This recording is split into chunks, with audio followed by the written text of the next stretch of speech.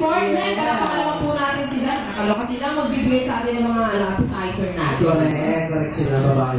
Kasi yung ating operations department. Ayan. Ayan, I think they are all ready. And they already have the city with the pictures. So, Pwede mo naman mag-English, friend. Ganun talaga, Mars. Ang ganda ng outfit mo. Ikot ka nga. Oo, ang ganda. Yan po ang suot ng baklas takot masagasaan.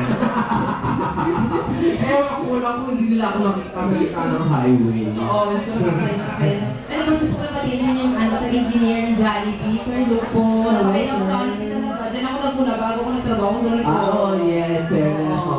Gusto ko na si Jollibee. Oo, ang sarap-sarap ng Jollibee. Lalo na yung nila, yung chicken nila. Oo, sila sa chicken. Ang layo-layo ng lasa sa burger steak. Ano kailangan mo ng burger steak? Jollibee pa din yun. Okay. Ano dito sila? Hindi ko sila. Ay, naku, tama yung ginagawa nyo. Nagmamaskara kayo. Bakit? Tama yan. Oo. Bakit? Wala. Parang mas, ano kayo, yun. Okay, so best Jabawong isang peg nila tonight. Okay.